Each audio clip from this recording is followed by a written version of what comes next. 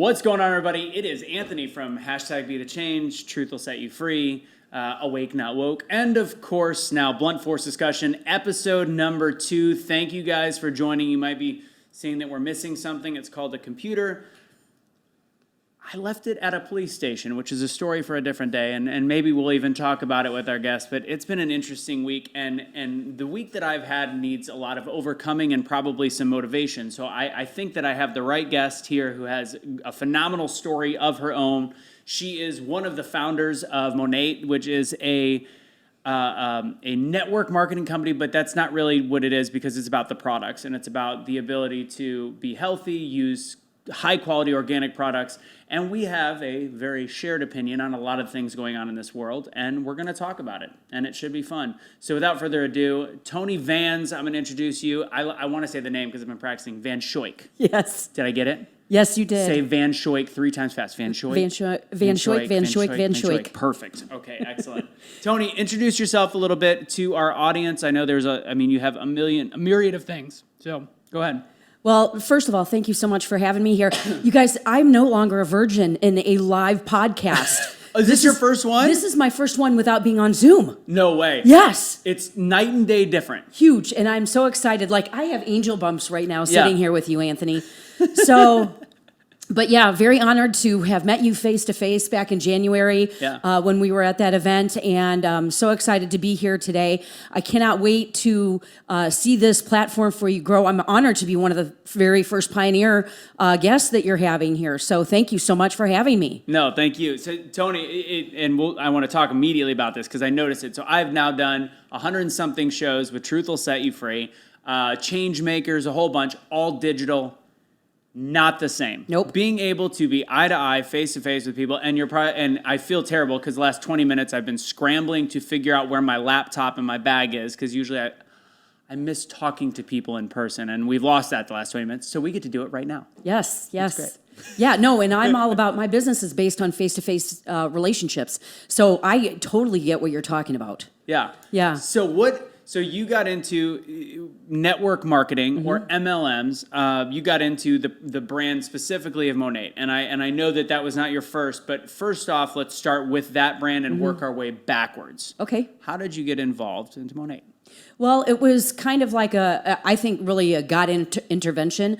I had been through 2 companies. They had closed, actually. I should have been the last person to say yes to another network marketing company because I got burned bad. But there was something about it, and so I found out about it in this industry. This industry is very small. Yeah. And so I went to someone that I did some consulting work with in a couple of other companies, and I asked him, and I said, hey, have you heard of any new really cool startups? I think I'm not done in this industry yet. And so he did, and he before we even launched in June of 2014, I was put in contact with the kind of like interim VIP or vice president. Yeah. And so he connected me with her, and it's been 8 years of history. That's awesome. So it was 2014. Yes. Yeah, and I said so. Because of your status, you have done $10 million. Are you $10 million a year? Or is that your total in sales with Monat underneath you? Actually, we have $1.3 billion in sales and $1.3 billion in commissions we've paid out. Jeez. Yeah, so 2.6, relatively speaking. And then my husband and I, we just did hit the $10 million club, which is commissions. Jeez. And that was in year 6. So it's been an incredible journey. It's given us incredible opportunities to help other people. That's awesome. Okay, so I wanted to refer, because that's a lot of money in network marketing. I was going to call you a network marketing guru. You said network marketing professional. So what's the deal behind the guru statement? Well, I think, being a professional and a guru can mean 2 different things. So a guru can be taken one of 2 ways, right? You're either, yeah, exactly, right? And you're at the top of your game. For me, this is a lifelong learning profession. Yeah. So I really want to create that platform as a professional and being a as a professional in this profession. Yeah. So that's really why I focus on, using that word versus guru. Okay. Is there any? So this is if you didn't get the name of the show yet. BFD is because you're a BFD. You're a big effing deal in your world. And blunt force discussion. So I think there might be a little bit more to the story of why you don't like the term guru. Can you say it? Or are you going to get a bad rap for saying it? You know what? I won't throw anybody under the bus, but there's just a lot of fakers out there. Okay. And there's a lot of players. Players versus professionals. Yeah. So, and it's really comes down to who's got better marketing. Yeah. Oh, got it. Noted. So when it comes to this specific brand, and this also ties into, I think, how we feel a lot about our country right now, health, wellness, vaccinations, stuff like that. The products, and the reason why you like this so much was also kind of the health aspect to it. So what sets Monat apart from other beauty and wellness brands? Well, and that's a great question. So I want to back up a little bit and tell you how I got to this point. I actually had a child that was injured. That's right. And so this has been a 20-year journey for me. My family owned a gym for many, many years. So that started when I was in my, teenage years. Mm-hmm. So through that progression, but really what happened when, that particular thing happened with my son, I immediately did a full, complete 180. And I went to do research. I had a friend that owned a rinky-dink health food store outside of Detroit, Michigan when I was living there. And that's how my education process got started. And then I discovered chiropractic care. Had a great chiropractor that took care of us for 8 years while we were there. And I got schooled. Man, did I get schooled. So went, dumped all of the toxic products out of my house out. How many years ago is this? This was almost 20 years ago. Okay. Yeah. Okay. So I've always read ingredients. I've always looked at, are they backed by any clinicals, third-party independent testing? I want to know where their actual raw plant ingredients comes from. Yeah. I mean, so that was very, very important to me. So I was no stranger to when we started. We only had 9 products, and it was just hair care alone. Yeah. So, the first thing I did is I went and dissected everything on the back of the bottles. Yep. So that's and that for me was a huge deal because a lot of companies that play in personal care product space here in the United States, there's no regulation. Shit, we haven't even banned a chemical since 1908. And we've only banned 11 chemicals. Why would we? The people that make chemicals have a ton of money in the lobby. Exactly. Why would we? Yeah. And they don't care what kind of health ailments it causes you. And this is why we're seeing such a huge spike. I disagree. They do care because they can continue making more different products that keep treating the different things that the chemicals cause. So, but yes. Didn't mean to correct you, but yeah, no, but yeah. It's lifelong customers. Exactly. Plain and simple. Exactly. Yeah. And then, you can make more drugs, prescribe more drugs, make more. So it's all a vicious cycle, right? And it's up to people like us that actually we have different experiences, we have different education for us to bring that to light. And so, part of that with me aligning with Monat, I was like, okay, there's 3 things, right? You've got your products, you got your people, and you got your paycheck in this industry. Right? And I understood the paycheck because that was very transparent, but the product wasn't on the market yet. Yeah. They had done clinicals on all the products, okay, but we didn't actually have testimonials from people using it. So that's how we started out. We started out from ground zero. Mm-hmm. And funny little sidebar note, my husband actually knew hair care products better than I did. His mom was a salon owner and a stylist for years. So, when we first got the first shampoo and conditioner, hopped in the shower, tried the product out, the hair god spoke to us. Just felt right. Felt good. Yeah, felt really, silky, really good. A hair.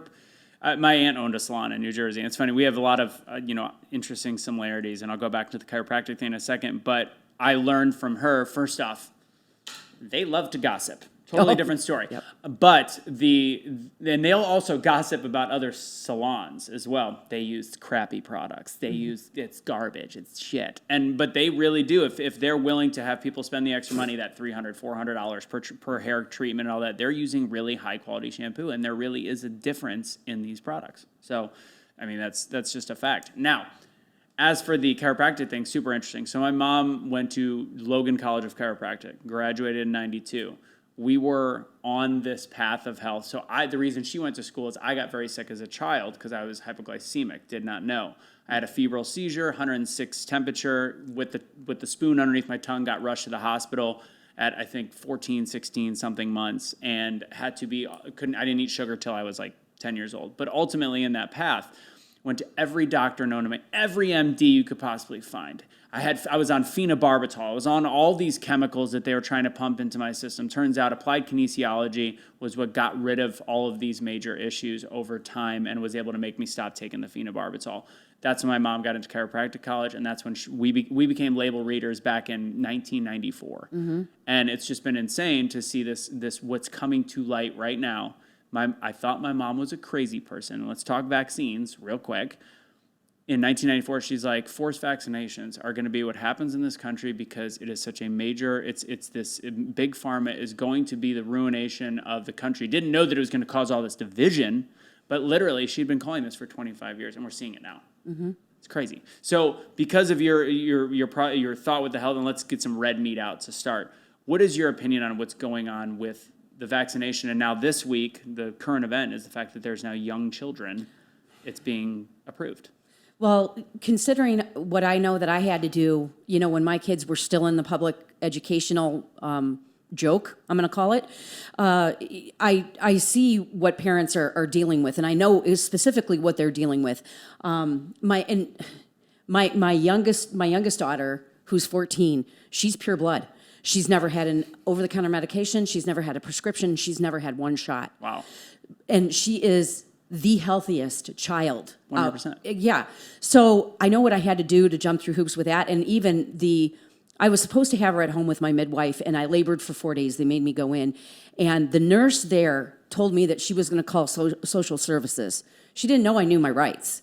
I told her to get the F out of my room. Don't come in here. You're not allowed here anymore. I'm discharging myself 6 hours after I had her.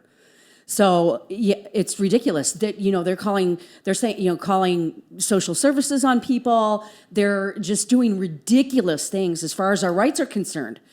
So the problem with it is we don't know our rights. That's a huge deal. It violates human rights. It violates alienable rights. It violates constitutional rights. I mean, I could go on and on about this, Anthony, all of the research that I've done.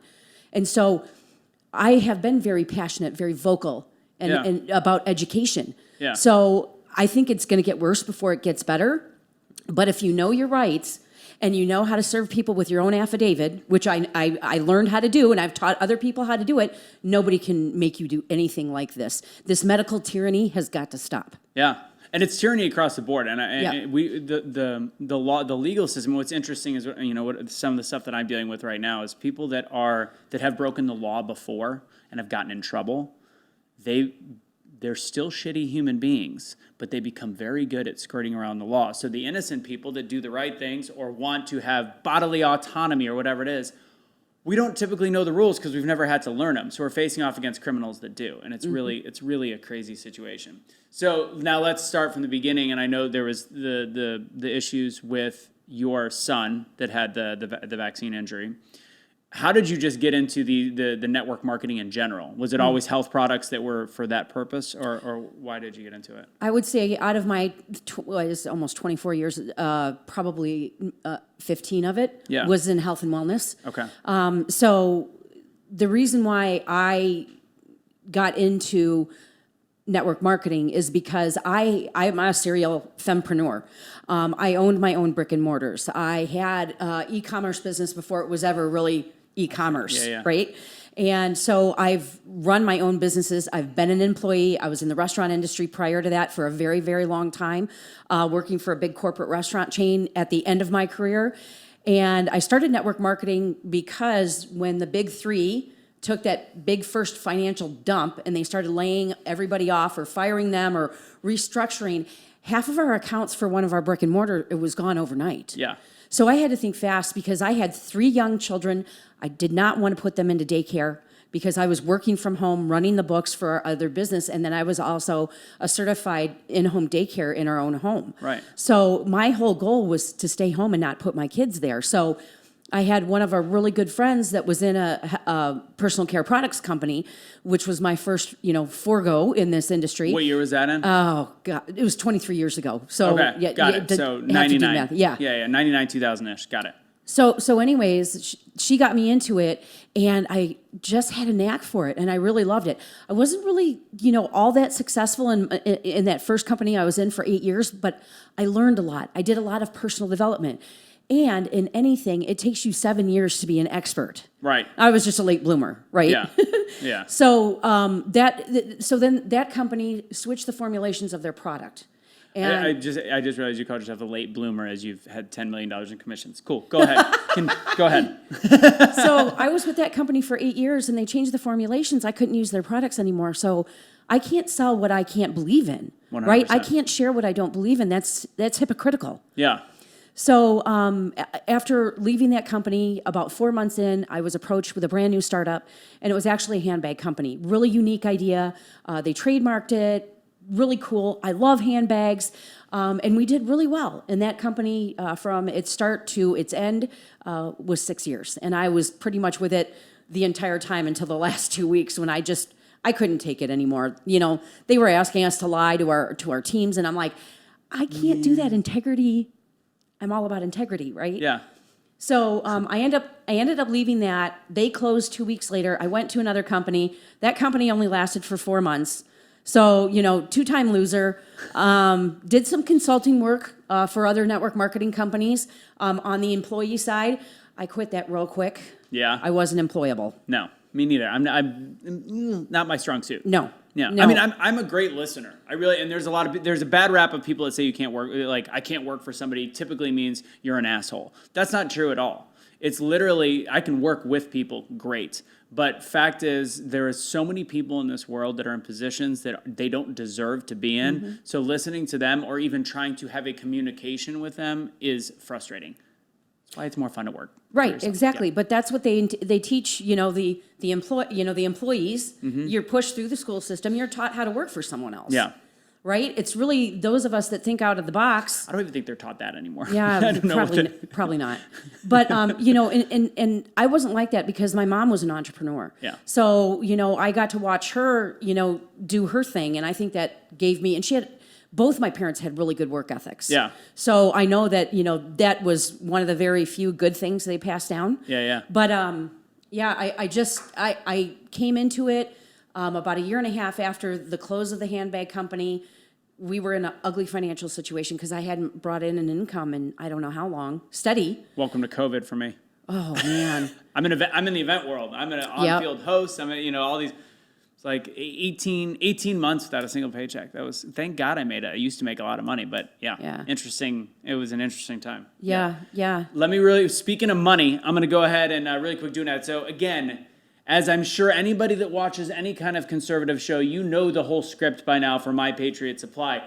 So I'm going to make this nice and short, nice and sweet. If you go to preparewithbtc.com, again, that's preparewithbtc.com, you're going to get $150 off of your 3-month supply. And from what I can remember from that really robust and scary script, we can see what's happening to the supply chains. We can see that we probably can use some long-term food storage. If you're seeing what's going on right now, this is me ad-libbing, in Ukraine cannot actually produce the crops, can't actually send it anywhere across the world. So there is now a worldwide food shortage. It sounds like I'm listening to a scary movie or one of those like doomsday movies when you listen to it on television and on radio. So with that said, remember, go to preparewithbtc.com and you're going to get $150 off that 3-month supply. My Patriot Supply. Thank you very much.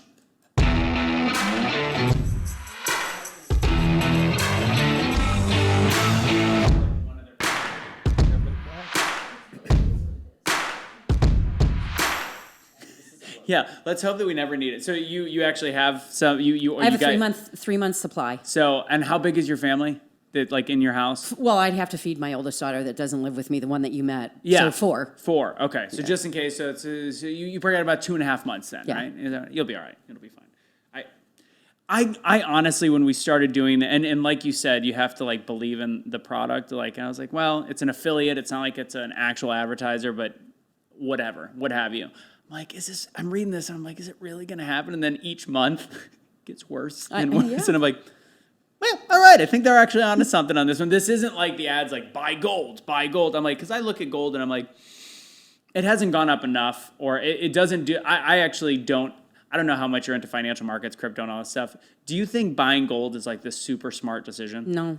I don't get it. I think you should diversify across the board. And Yeah. I haven't, I stayed away from Bitcoin, and I'm actually glad that I did. Yeah. You know, I have some friends that are in kind of the crypto space, and they've been in it since early. So they've been in the middle, and there are some people that have been in it forever and been like bullish on crypto and bullish on Bitcoin that have pulled. But then there's others that are like, this is the exact same pattern they always do, and it just keeps going up after. So I really don't. I still am invested in it a bit. It's supposed to kind of be your hedge, but it's actually going with the market, which makes me feel like there's the government's involved, which they're involved in every single thing we have. All right, so we talked about your reasoning, obviously, with this, with some of the other. What was your worst experience in terms of network marketing? Would it be that handbag company? Oh, it was bad. It was that bad. It was bad to the point where the owners got really greedy. Yeah. And they started cutting our paychecks. Yeah. Oh. Yeah. Wow. Yeah. And you know, I know numbers. So there were only 3 of us direct to the company. I know numbers. Yeah. Your numbers don't go from, doing, a really strong 6 figures to under 5 figures in 4 months. Not only that, they tried to build a new website, and the website was shut down during Q4 right before Christmas. So that's our biggest time of the year. So that was kind of like the last couple of straws. Yeah. And I just couldn't go, and I signed an NDA. I couldn't go to my team and tell them the truth of what was going on because of that, and that would leave me liable, basically. Yeah. So I had found another position with the second company that closed. And why didn't that work out? Do you have an opinion on why the one that was short just started, fizzled, went out? I you know what I truly think, so it was a dad, he let his son run it, and the son he just wasn't that smart financially, and he didn't know what he was doing. Yeah. So, and I mean, the company wasn't doing the company was doing well. Yeah. So I just think the dad got pissed off at the son and yanked just closed it because it was all in his name. So when it comes to companies like Monat, you're gonna have haters, and I actually love the way that you answer this question, and because there is no easy path when things are going to get to 2 points. There's no easy path when you try to make $1 million in revenue. So $2.6 billion, but it did not come easily. There's been the haters, and there has been the people that have also tried pressing charges. And online, there's still that stuff. And I think this is a really good time to answer this, because even my girlfriend was like, I've heard of that company. And she had, when we met, she's like, I'd heard some kind of bad things. And then we went online, looked at it, and then heard the way that you explained it, and then looked at other stuff. It's bullshit. Yeah. So can you explain what happened and how you guys faced it head on and where it's at now? Yeah, so we got slammed when we became the #1 premium hair care brand. We got slammed by haters. So we know that there were outside forces that were contributing to that. Some of them we found were selling other product, but we went after them. The one thing that I really admire about Stuart McMillan has been our president, and Ray Urdnetta, he's the CEO and co-founder, is that with our top leaders, we said we want to protect our name, which is a hell of a lot more expensive than just settling, right? And they have never done that. And we've won. Anybody that's tried to come after us, we've won. We actually countersued someone for slander, defamation. And that to me is more important than anything, because your name is everything. Right. So, all of these things that have happened, and, you're always going to have haters. The bigger the target, the more haters you're going to have. And if you don't have haters, you haven't arrived. And if you're going up against multi-millions, $100 million, billion-dollar companies, they're going to try to squash you, especially if you're finding a way to put products out there of a very similar price that are actually better for the individual. So some of the things that were out there it was causing, because a lot of it was like for men's hair, and it was causing like freak baldness. And not a single one, and you told me, you kind of gave me the story that they said, cool, provide me with anything that you have. And it was all smoke and mirrors. Yep. So Ray, the CEO and co-founder, he goes, I'll pay for anybody's test, doctor bills. He goes, I just want to see the actual proof. Right. And so these were just money hungry attorneys that were going to take a cut off the settlement because they thought we would settle, because that's what, a lot of companies do across the board, because it's going to save them a lot of money. Well, nope, sorry, not going to do it. Yeah. And you actually let me do a couple months supply. So I tried it. So I've actually had 2 hair transplants. I've been using the Monat Black and the conditioner, and then a couple of the drinks. But for the most part, it was just these. And honestly, like, the days that I use it, definitely a difference. And then over time, I've noticed just thickening. Now, it's also counterbalancing with stress right now. And as I've kind of given you, so I have a bunch of stress right now, but there is something definitely noticeable in the product. And I've used a wide range of stuff, and not to make it an infomercial, but it's the biggest difference I do notice, by the way, is when I use the conditioner on top of it. If I don't, because I live in 2 different places, if I forget the conditioner, I notice a difference. But ultimately, you feel when a product is good. You feel the tingle, you feel the just refreshment. And you've been in this longer than me. Is there something about hair products that can also add energy to a human being? I just feel different on the days that I use good products as opposed to crap products. Absolutely, because the essential oils in there actually will do wonders for your body, especially if you're using them as a body wash or shampoo or conditioner, because it only takes 7 seconds to enter your bloodstream. So you're going to feel that, with the eucalyptus and mint in that.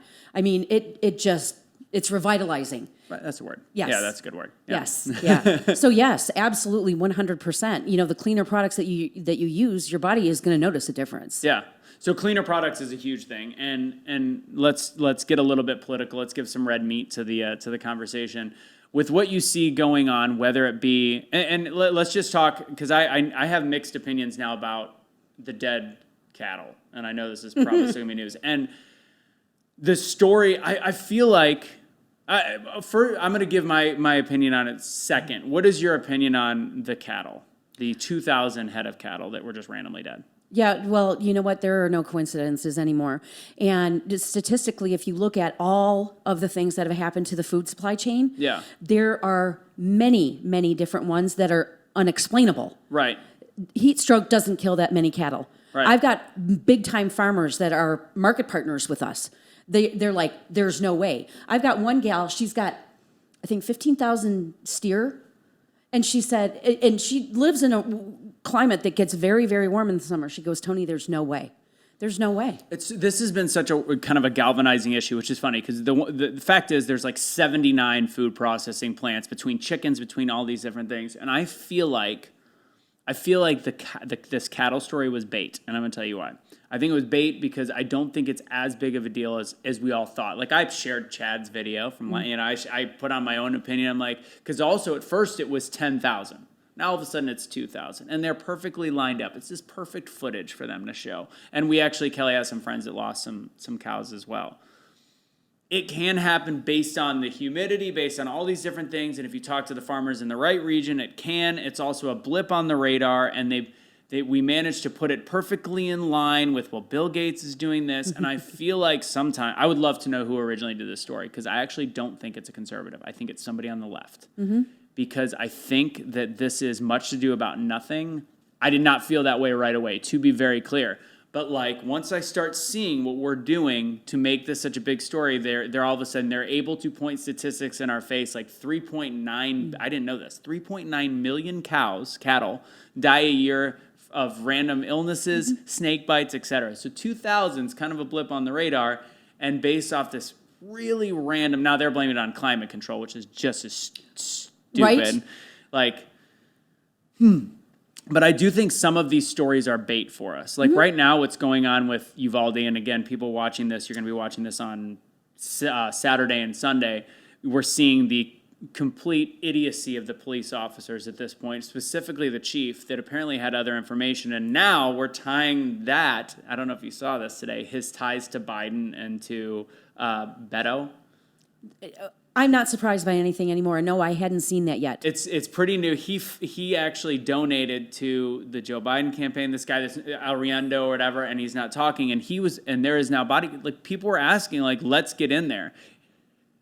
Do I really think? Do you think that people could be that nefarious and be that sinister to have children die for a political agenda? Are they programmed? Like, I don't get how that can happen, because the right is going to say, look at these little things that match up. And I am on the right, but somewhere in the middle, I'm like, there's no way. Is there really human beings that are okay with 21 dead children to further an agenda on gun control? You know what, honestly, I don't. I think they're trying to do whatever they can do.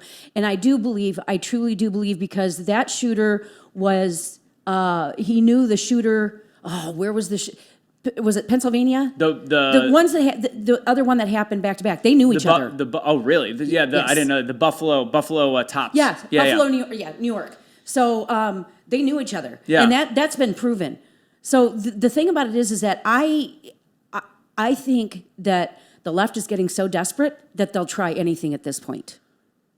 And it's scary. It's so weird. And I'm a gun owner myself. And for the first, and I do have some beliefs, like, you know what, if handguns are 21, we can make ARs 21. That's fine. Like that to me is not infringing on my rights, but it's the beginning of infringement. And we've given inches and they take miles. And that's the scary part.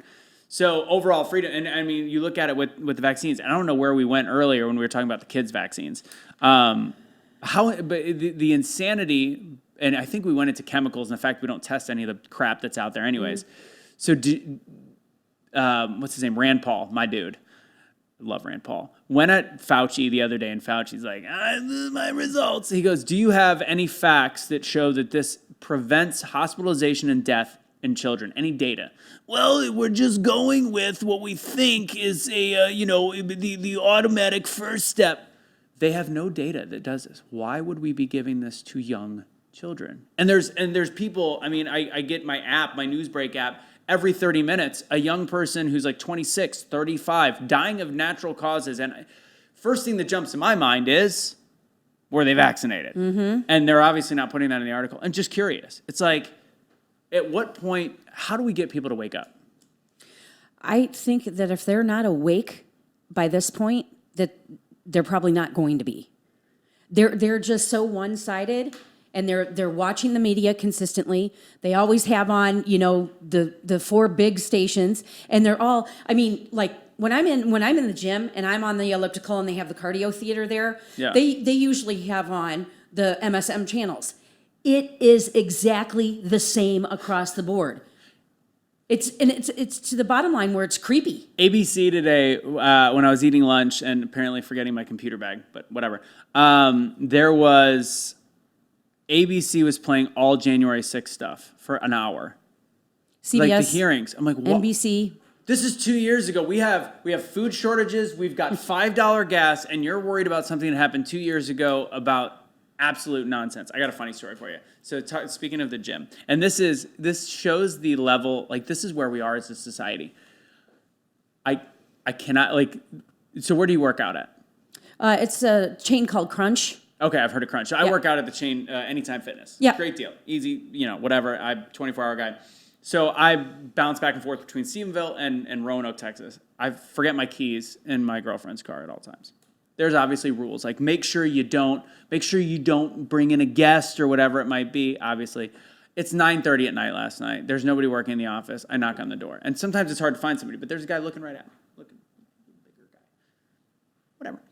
And I get in the knock. I'm like, I don't have my key, and he's like, okay, and he's like shaking his hands. I'm like, this is the society we've become. What makes it funnier? Finally, a guy comes and he opens the door for me, and we both kind of shake our head and laugh. And the big guy's standing right there, and he's like, I'm really sorry. It's rules. You got to follow the rules. It's a rule. And I literally want to look at him and be like, so when did you get your booster? And when did you stop wearing a mask? And it's like we have left the ability to just be decent. It's kind of like this whole being in person again. I don't think that would have been a decision he would have made 2 years ago. Maybe it would have been, but I just feel like we have fallen so much in line as a country that we can't. We are choosing rules, and I believe in rules in a lot of ways, but we are choosing rules over humans. Mm-hmm. That's fucked up. Yep.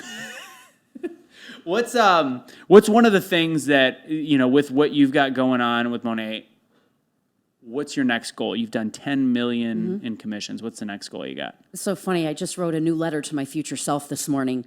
Once a year, I encourage people to write a letter to themselves what they want to achieve in the next year. Yeah. Okay, so mine actually is a little bit longer than that because I want to take the 10 million, I want to cut that time in half, hit 20 by December 31st of 2025, because you know why? That means that I've been able to impact double the amount of lives in the half amount of time. So that would be the first thing just with Monat. For my other business that I'm super excited about, which is we just launched it June 1st. I just built the first ever CRM/automated platform for our industry. Really? There isn't one. Okay. So how is I mean, what is are you talking the beauty industry, or you're talking about the network marketing industry? Well, we thought we were going to just start with Monat, and then Okay. I'm like, no, you know what? We can help everybody in this industry because I love this industry because of the service. You have to be a person of service to be in this business and to be successful. And so I'm like, no, we can scale bigger than that. So you figure all of the network marketing people in the entire world, which are millions and millions, we can offer them this platform. It's going to save them time and it's going to make them more money. So, and then they're not spending half the money that they are with the services that we're able to provide. Yeah. So that was, a big goal. But I can do this also for all entrepreneurs because we have all the systems set up that they're using anyways. So we've replaced text message, email, you get a virtual assistant, and it ties in all of your social media, text messaging, and email in one app. So you're not going here, you're not going here, you're not going here. It's the first like it ever out there in the playing in the automation so that's going to industry. obviously help you catapult on a much bigger level. Yes, and my whole thing was if I can just make our team 20% more, it would make a tremendous difference for them. Yeah. So real quick, I'm gonna talk about ERC, and I don't know, Casey, did you give me that Bitly? Do you have that? Because again, I don't have a computer and I feel dumb. No, okay, he said no. That's fine. So it's gonna be on our website. I'll make sure to put it up at the end of the episode. But if you have a business and you have employees, how do you guys run Monat? Is it an employee? Or is it all independent contractor based? It's 1099. So yeah. Employees. But if you have employees in your business, there's something called an employee retention credit, and we have a very specific website. It's like bit.ly/yada yada yada ERC. I'll get that to you on there. But it's up to $26,000. You could have done the PPP or the EIDL. Were you on that call? Actually, I got it from the Mike's Inner Circle. One of the guys that came on and talked besides you. Mike Fallitz. He has this huge $1.something billion business of employee retention credit. Oh yeah. Yes. Awesome. Yes. Awesome situation what they're doing. It Yes. takes like 7-8 months. It's free to fill out the paperwork. So just fill out the link that we put in there. At one point we'll share what it is. But that is the employee retention credit. More information on that in the stuff below.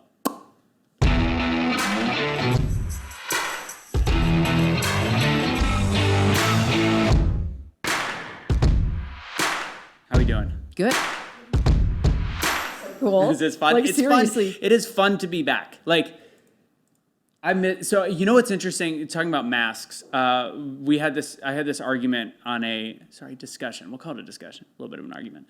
The people that were okay with masks, when you look at somebody and have a conversation, do you look at their mouth when they talk or their eyes? You look at their mouth. I look at their mouth. Yep. Turns out not everybody does that. And what's funny, as we started having the conversation, the people that you can leave it on the table, the people that were okay with becoming lemmings and sheep were people that were eye talkers.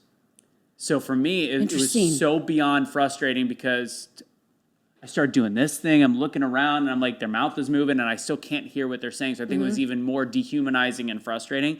But the people that were okay with it, almost everyone I talked to is an eye talker.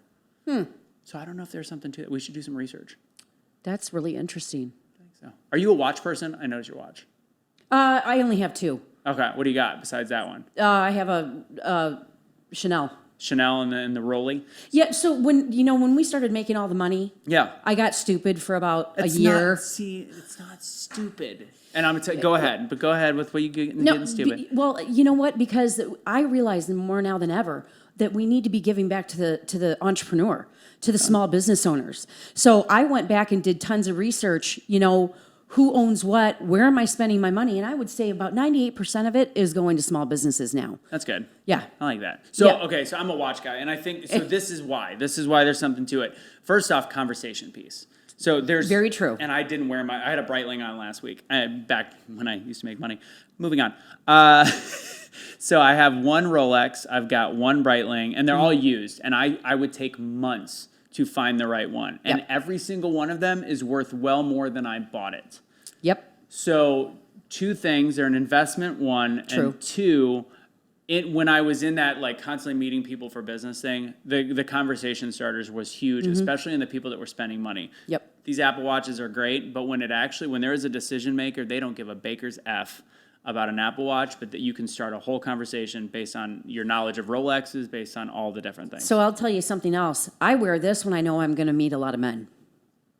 And and we're going someplace tonight, whole bunch cigars, exactly. So when I go to my chamber meetings and stuff like that, or networking that are primarily men, I will wear the Rolex. But I get the frivolous spending thing, like where you're like, you know what, it's better to get back. It was dumb. It's well, watches are the least. Like so I had lease like nice cars and stuff like that, which I love the fact that I've done it. I never had a Ferrari, but I had a nice Porsche. I had the Cadillac. It was nice. I realized I don't need that anymore. And it's kind of good to get that out of your system. So I don't think you'd have the same mentality if you had never actually spent some of this stuff. Oh, absolutely, 100%. I mean, I have a brand new Louis Vuitton sitting in my closet I've never opened. It's appreciated double the value. It's getting sold on because you can't get it anymore. Yeah. There's one website that had it for $6,500 and I bought it for $22,000.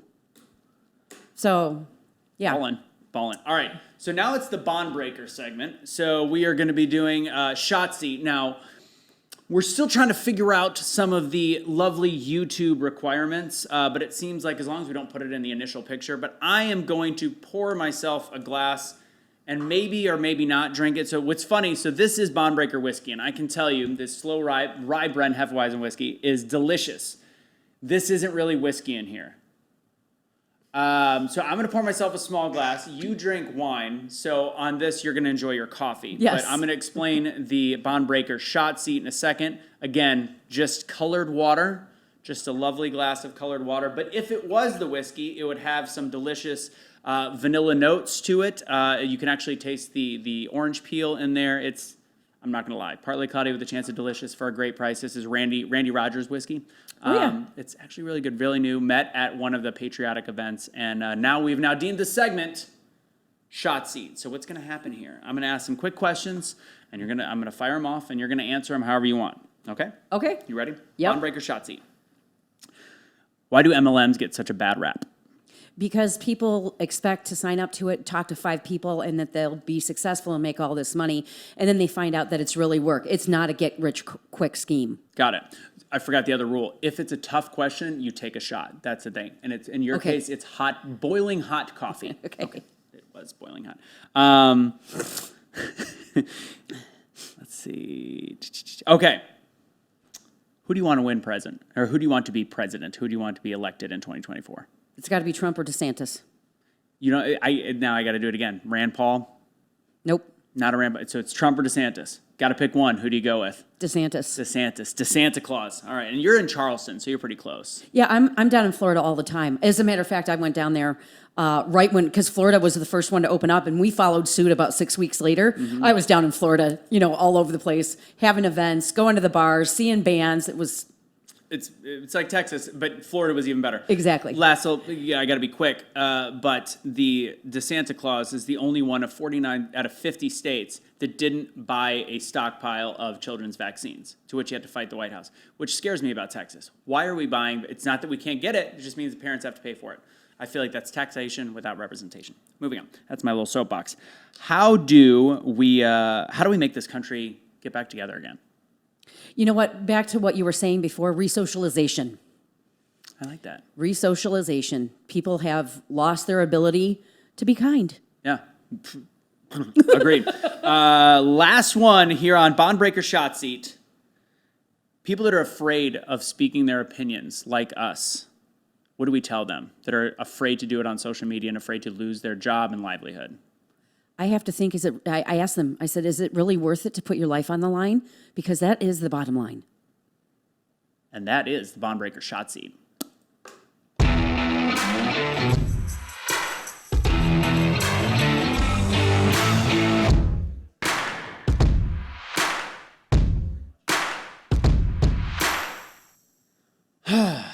So let's get into a little bit of where are we at on the Webeam? Because I know there's Webeam people. We got about 10 minutes, probably a little bit more, maybe 12 minutes. What do we got there, Joe? We're at 45. 45. We got some time. Okay. So I actually have I consider myself a constitutional liberal if I really look at things. What are and we're in Pride Month right now. Are you strictly conservative, or do you have some beliefs that you are I shouldn't say open-minded, because God knows liberals are not open-minded. So are you more in the middle, or are you more on the right? I think I'm probably going to be a little bit more on the right, because I am all for constitutional rights and human rights, which we've just seen them trampled on. We're not actually treating humans like humans anymore. Right. And they're more treated like robots, mindless, armies of people just lining up to do whatever your government says. And statistically speaking, okay, you look at what they did with the Spanish flu. You look at what they did with... Whoa. You can't call it Spanish flu. That's racist. Right. and what they did with spraying families and children with DDT back in the 40s and 50s. Mm-hmm. What they have done with cigarette smoke and tobacco, right? Oh, no, it doesn't cause cancer. It's good for you. All of the shit that they've done, okay? Right now, you need to be an advocate for your children. You need to be an advocate so your children have the same freedoms that you have grown up with. What you've happened is conditioning has happened. They've created confusion, and a confused mind says no. Yeah. So we talked about this because where we're going later. I hate cigarette, and I'll smoke cigars on occasion, but I hate the smell of that smoke. And I was that person that was, I'm 6'2", a little bit big. I'd be like, put that effing cigarette out. Mm-hmm. I'm kind of that guy. COVID kind of changed me on that because I realized I was being slightly hypocritical, because I obviously don't believe there should be mandates and vaccines. And yes, cigarette smoke it's a little bit more invasive, but there is the argument people can say, if you believe that it's riskier, you're putting other people at risk. Do I believe that? No. But I get the psyche in people's heads. So I've actually changed. So are you a person that thinks that we should people that smoke cigarettes should be kind of banished from society, which is kind of how I used to go? Not banished from society, but I shouldn't have to breathe in secondhand smoke. See, that's how I feel too. And I felt that way, and then I kind of was like, I see the argument now. Mm-hmm. Can there be smokers areas and stuff like that? But to actually make it where they can't do it anywhere in public, as somebody that was a staunch anti-smoker, I was like, I got to back off a little bit. I think they should have designated areas. There's certain airports that have smokers lounges. Still. Yeah. And it looks hilarious. Yeah. Yeah, right. Because you can't even see in there, man. It's like thick as fog on a mountaintop. I'd say monkeys in a zoo, but apparently you can't use the word monkey anymore. Like monkeypox is racist, so can't say any of that, even though it's got nothing to do with it. But, I actually, that kind of hits close to home because my grandmother died from secondhand smoke. So, and I was exposed to it as a child. Same. Being in her house. So we have to, in those specific, it's not like, you're drinking alcohol and the person next to you is going to have that effect, right? Mm-hmm. But when you're blowing smoke out there and it actually can cause my body harm when I choose not to, we definitely have to have areas where I think there should be designated areas for smokers. Yeah. So now the other obviously big hot topic, and we're near the end of this odd celebratory month. I am also, so I was raised a Democrat. So I was a Democrat up until about 2012, and I started making this kind of massive shift from a small business owner and kind of looking at just common sense issues and logic. And I always implore those that are on the opposite side to have a conversation. But I do think there are some areas that I am more neutral and moderate than some of the people I do some of my shows with. So in terms of homosexuality, people being gay, I am incredibly open-minded. However, and pardon me, what the fuck happened to this month? Oh, it's not. This is the opposite of being an advocate. This is just. It's almost making a mockery. It truly is. I have tremendous amounts of respect for people that live in their truth, right? But I don't need that in the way that they have it's exploitation is what it is. And it's past celebration now. You're right. It's I used to say acceptance cool, celebration too much. It's exploitation. Yes. Yeah. And so, my daughter, her best friend, he's been openly gay. He came out when he was very young. And, a lot of people that are truly, homosexual they're not partaking in this because they don't believe in it. You have relationships, right? It doesn't matter if it's a same-sex relationship or if it's a heterosexual relationship, but if they're going to have Gay Pride Month and Black History, well, why can't I have that for being in a committed relationship and being married for 16 years? Why does it? And white. I was just going to say. So my husband will say, and we've talked about this before, is that he is the token white male, right? And so he worked at a DBE firm when he was an engineer for a very, very long time. We've both been around many, many other ethnicities, many other different types of people. And you know what it comes down to is that they want to put a label on it for attention. And also it's another agenda, and they want to force it upon our children. And I will not have any part of that at all. That's the creepy part. That's the creepy part. And that's I feel like again, I don't know if it was somebody on the left or the right that coined the term groomer, because I think it's one of those things that the left is using, like, oh, groomer, oh, CRT, and all these different things. But yep. It's grooming. It might have been a bullcrap term to start, but you are literally putting something in front of a child that 5 years ago you would be arrested for. I'm sorry, it's pedophilia. It's awful. It's complete pedophilia. There should be no way that any teacher can talk to a 5-year-old about anything regarding sex choice or anything regarding sex, period. Yeah. It's none of their, frankly, fucking business. And that's why my kids aren't in the public education system. Yeah, I think it's gotten so weird, and the pronoun thing is weird. And when people identify, and I understand that there is gender dysphoria. I think it's way more rare than what we have, because it is in vogue, and it's this cool thing that parents allow their kids to do now. But having a conversation with a tomboy is very different than being like, maybe you should just be a boy. Like, it's become super, super duper awkward. And then the actual chemicals that they start pumping into them, if they want to, the gender, or the blockers, what is it called? The hormone blockers. Hormone blockers, thank you. Like, all these different things, you're adding these chemicals and poisons to the body that cause depression for people that are already depressed. It's gotten to a point that is very, very scary.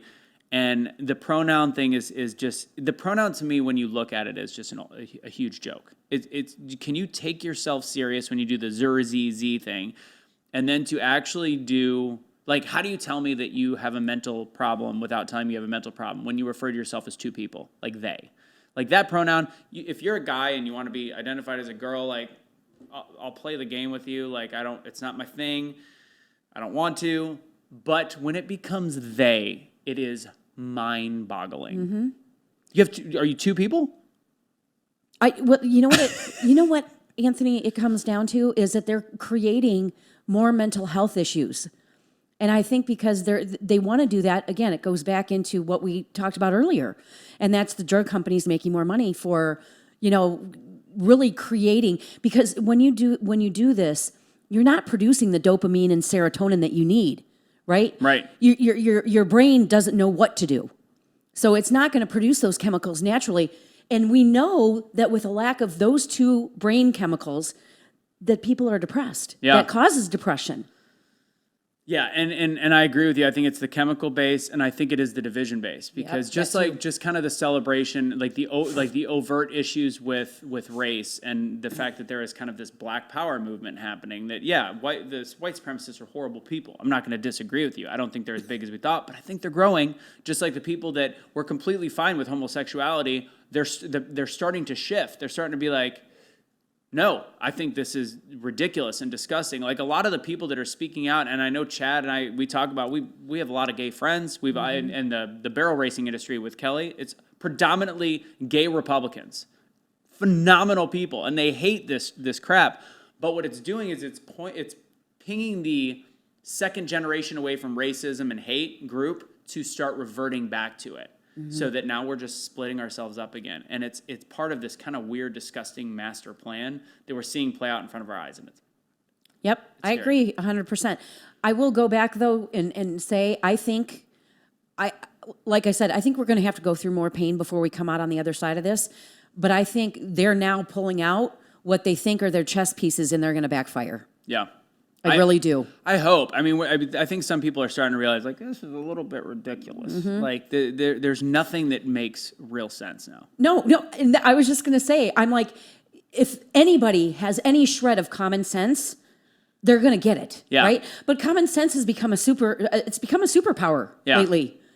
And so I just want to, beat the shit of common sense back into people. Yeah, that's how the show started. I was doing blunt force logic as like a segment, and then I was like, oh, where's my little discussion? How can I do this? Because I wanted to just talk to people in person. Next week, do you know we got Dr. Brian Artist? Do you know who that is? I love that guy.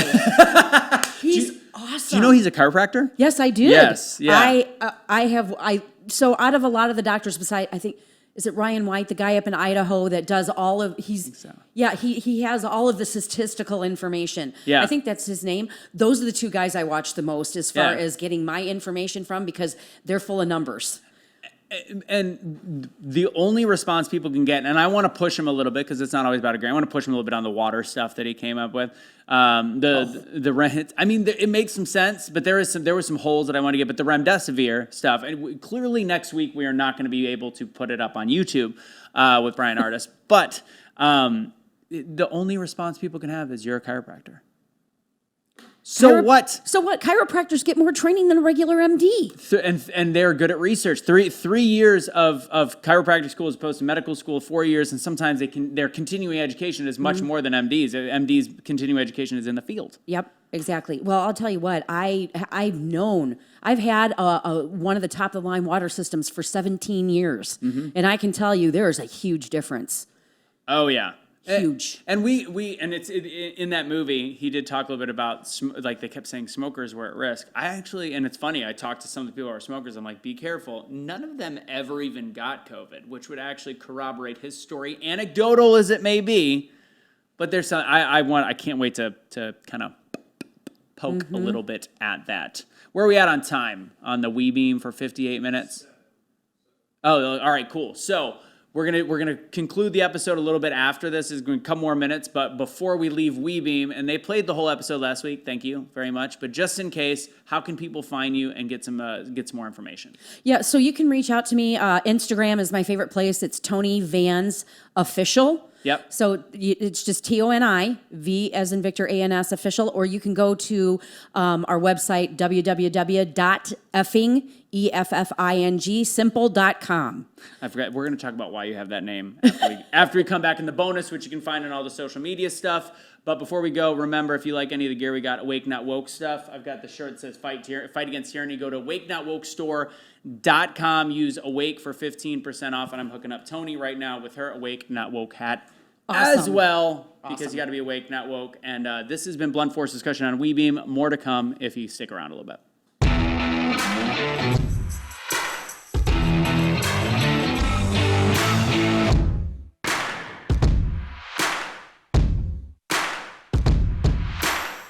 And we are back. So yes, that was one of the things that I had on my notes that is currently at the Carrollton Police Department. Hopefully mom's picking it up right now. So how did you come up with Effing Simple as your go-to? Well, so I was trying to be unique because there's a lot of books out there with fuck in the title, right? Yeah. Mm-hmm. And this was really the first book that I wrote, and I'm like, how can I? Because I really wanted to simplify this industry, because there's a lot. People try to make it way too complicated in MLMs and network marketing, and there's not. There's 4 simple steps that you have to do. So what I did is, can I steal the name Effing Complicated and make that about the MLM industry as have my email? Sure. Just kidding. But so it was really about simplifying the industry and focusing on the 4 key income producing activities, which we call IPAs in the industry. No, it's not the beer. Yeah. So I was sitting there and I was talking to my book publisher, and I'm like, we need to think of something really, really original, but I want it to have shock value. Maybe some people will hate it, and they do, and I really just don't give a shit. But something that people would remember. And so we came up, and I've always said this is simple. It's a simple business. And I'm like, well, we can't call it fucking simple. I said, let's call it effing simple. So it was, even before it was EFFING, I didn't even know there was an F in vodka. Oh, yeah.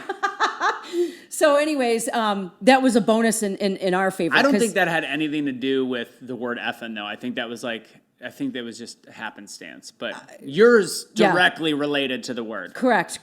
So we started that, and then it really started a whole movement. So all 3 books that we've written under there, they've all gone to Amazon bestsellers, which has been awesome. But I already have my 4th book figured out, and I want to be on the New York Times bestseller list. Have you done anything with Mike Fallett in terms of books? Actually, I've done all of them with Mike. He's freaking amazing. Awesome. And I'm sure I'll have him on at one point, him and Eric or something like that. But yeah, Mike does the book. What does Mike do, and how have you done your books essentially? So his business is called DreamWorks. Yeah. And he has been absolutely phenomenal because I've always wanted to write a book. Yeah. And I know that every single person has a book inside of them. Yeah. But number one, I'm freaking busy. Excuse me, I'm prioritizing, right? So for me, because you're effing busy. Yes. Yeah. So for me to sit down and, really put the time and effort into it, I'm like, no, let me find, and I was actually introduced to him from someone else, and I said, let me find someone who's going to help me guide the process. And it still is my book, my own words. So he came up with a simplified system, and I was like, dude, you're amazing. Yeah, he's phenomenal. Yeah. Makes up for his 5'5" stature. Just kidding, Mike. Totally kidding. Even the producer laughed on it. Joe was laughing his ass off on it. But no, Mike is, out of the people I met at Great American Summit, one of my favorite people. And we're going to talk about Great American Summit as well, and I want to talk about the New York Times bestseller. But before we do, you were talking about the book and let's just go New York Times bestseller. So why is that one of your goals? It's because it would just mean that I would be more of a household name, which is really what I want. Especially with our we've got the automated platform. I'm starting to do all of my courses instead of making them all in person. Yeah. Of course, we learned the hard way. Yeah. And to be able to get out there just in front of more people. And so, even though it's not my favorite publication, it's just always a goal I've been. It's a specific moniker. And honestly, so I've been working on my first book for a long time, and I probably should have done something like go through Fallett. But my thing was my first book, for some odd reason, not New York Best Time Seller for me. I want to see it in an airport. I don't know why I have a weird thing with that. I want to see it in an airport. Yeah. So that gets done, and then I'm going to use Mike for all the other books. So I consider myself a failure expert, which, got a whole nother chapter after this friggin' week. Yeah, but no, Mike's a good dude. I love the idea of a goal because I think there is something about writing books and then having that one notch that really means more than just obviously using it as a educational tool and calling card, but there's something to it. The thing I was forgetting, and that's why I went back into it, is email addresses. I'll never forget, so I used to own a staffing agency, and emails are so funny because they're catchy and you get them, but there's one guy I could not hire. Finally, we were desperate. We hired him, and he was one of the best staffers ever. His email, are you ready? It was Big Swole in Pants 69. One of the best dudes I ever had work for me. And we finally went, do you ever think about changing your email? He's like, no, why? Like there was nothing wrong with it. It was mind-boggling. But anyways, emails grab attention, sometimes good, sometimes bad. I think Effing Simple works very well for the industry. Great American Summit, that's where we met. So glad, and I'm glad that I finally kind of got my head stopped as we were doing the interview, stopped working towards where my bag is and where my cars are. Totally different story. So I'm now having an absolute blast, and hopefully we can have a little bit more fun. Great American Summit is where we met. Why do you get involved in, like you said, small businesses? Why do you get involved in patriotic businesses? Well, because number one, the United States economy is built on the small business owner. Mm-hmm. A large percentage of your small business owners are patriotic. Yeah. They love this country. They want to help other people. They want to be their own boss. And that's what it's all about, is it's freedom. Yeah. And I wanted to meet other like-minded people, not just in my business alone, but outside of that. What expertise, how can I learn from them? Yeah. What can they bring to the table for me? And so when I met Barb, she blew me away. Man, I was like locking arms with her. She's like a soul sister. She's got an incredible story about what happened, with her husband. He was in the military, and we just immediately clicked. And I want to be around those types of people. 100%. Her and Dave are both amazing people, Yes. and I work with them a little bit with Great American Syndicate now, as we're trying to push forward, make sure we have another event next year. When you meet people like that, and Barb, to me, she is the ultimate Marianne Williamson quote. People think it's Nelson Mandela, but she is her greatest fear is that she is powerful beyond measure. Yep. Not that we are inadequate, and she has a ton of power, and I can't wait to see what happens with my relationship with them, her and Dave, and her backstory. In fact, it shows the evolution, just like your life.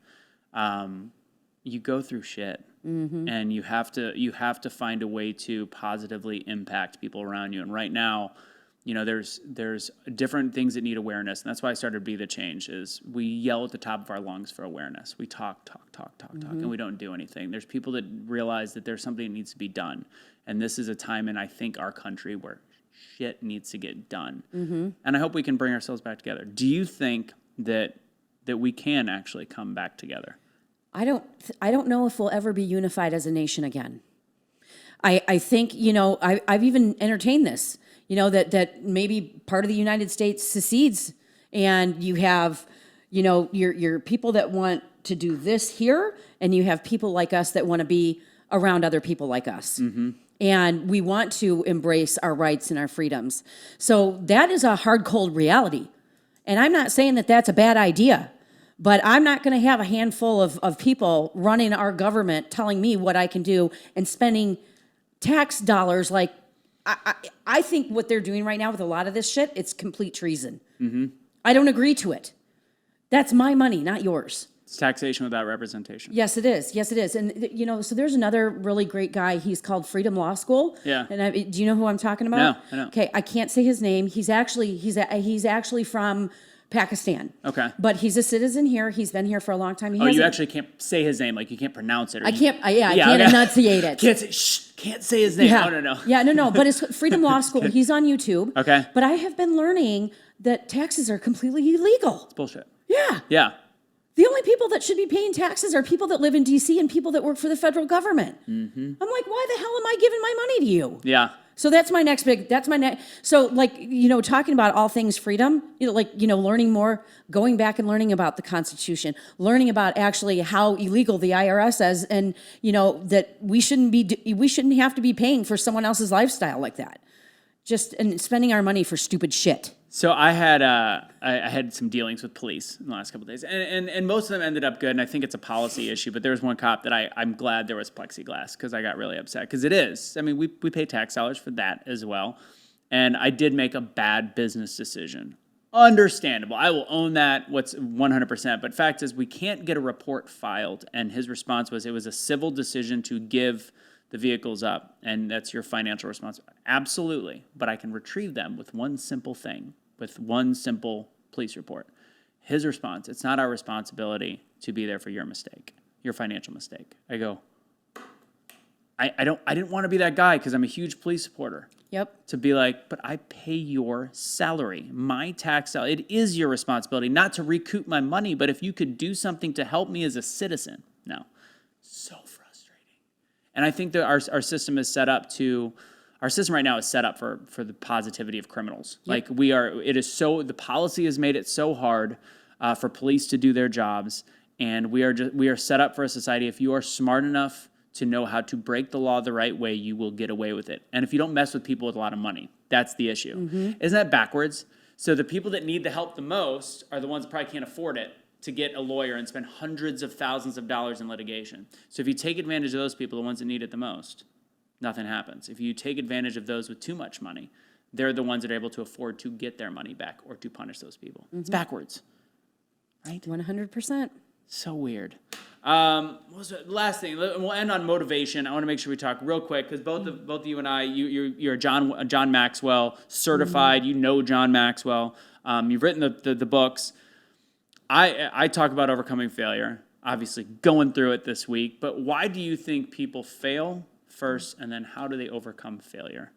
Well, failure is only a learning lesson. And the whole thing is that you have to fail in order to get to the next point and the next point and the next point. But you don't learn if you don't fail. It's part of the process.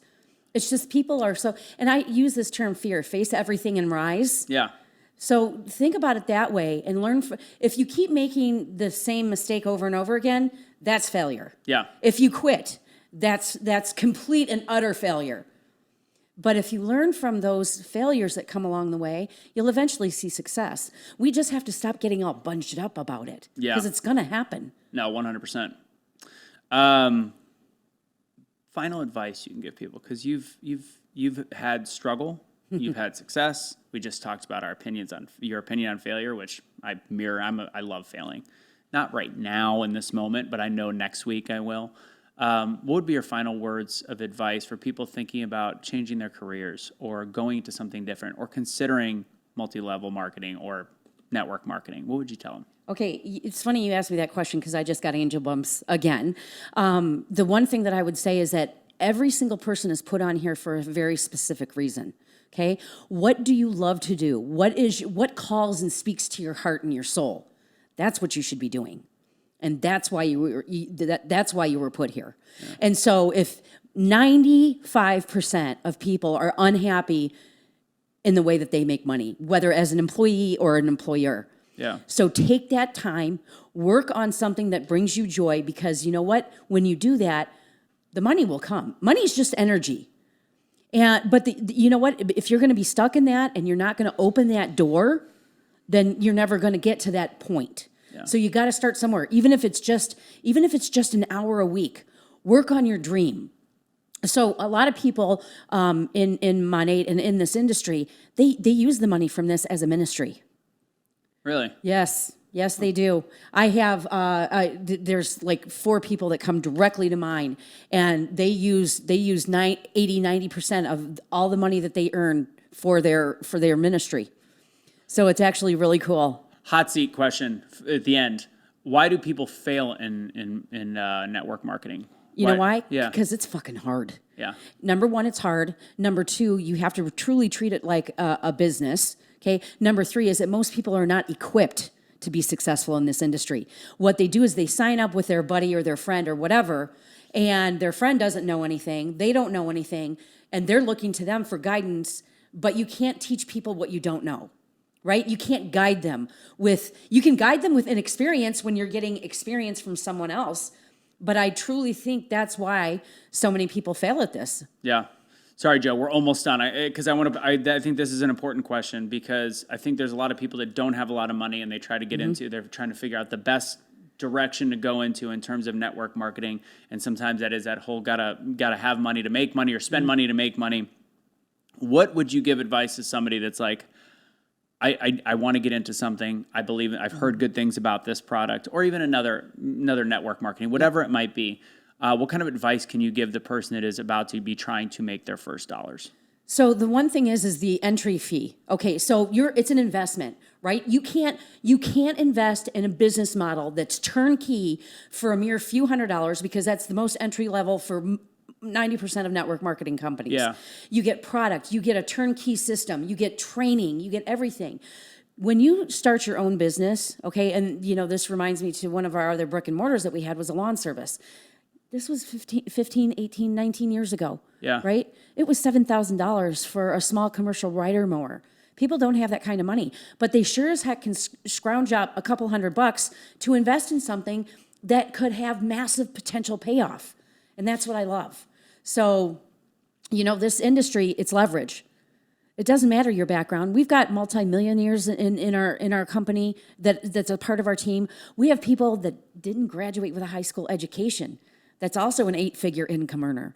We have people from all walks of life. There's no discrimination in this business model. But the one thing that I will tell you is that when you're looking at a company, look at their innovation, look at their social media, look at their leadership, and interview their leaders to find out who's the right one for you. Got it. What's your percentages of people that are succeeding? Do you know that number offhand? Yeah, so the industry average is 20%. We're right around 30, 35. Okay. And it's because of our innovation and our pay plan. It's still, 8 years later, richest pay plan in the industry. And that was the one thing that was the defining difference maker, was that and the people. There was an era where people got really big into like giving out cars. You guys, they don't do that anymore. It was like, you get a silver BMW with, I don't remember what company that did that. Do you guys still do like a car plan or car? We have a car program, but you have to earn it, and Yeah, you of have to course. earn it every month. Okay. So you don't get it for free. It's something that you have to work in order to keep. But that, that's like your pay plan. It's giving you that bonus. It's Yeah. investing into the people. Gotcha. All right. Toni, final words. Final words of first, again, I know we just did it, where people can find you, and then your final leaving words in this blunt discussion we just had. Recap for the people. So you can find me on Instagram at Toni Vans Official, or you can go to our website, effingsimple.com. And I'm going to leave you with my favorite quote from Mr. Maxwell himself. And this has been my favorite quote for like years. Culture eats strategy for breakfast. I like that one. It's Yeah. good stuff. Ladies and gents, thank you for joining us on episode number 2. I love that we keep getting smoother and smoother. I love that we had Toni as a guest. That was a lot of fun, and I'll talk to her about how we can make sure this is on every episode. And maybe as I'm not so stressed out, I'll actually have my hat off on one of these if I get approval from Kelly, because she does not like when I don't have a hat on. She thinks I look older. Anyways, so thank you guys for joining Blunt Force Discussion. If you want to support our show, I always forget to say this because I am not a good salesman, apparently. I'm going to change that verbiage. I'm becoming a better salesman. Go to patreon.com/Blunt Force Discussion. We could use all the help we can get. This is a very cool studio. Production team, Joe, he does not come cheap. He is cheap with a few drinks, but he does not come cheap. But again, guys, please be the change you wish to see in the world. The truth shall always set you free. And remember to be awake and not woke.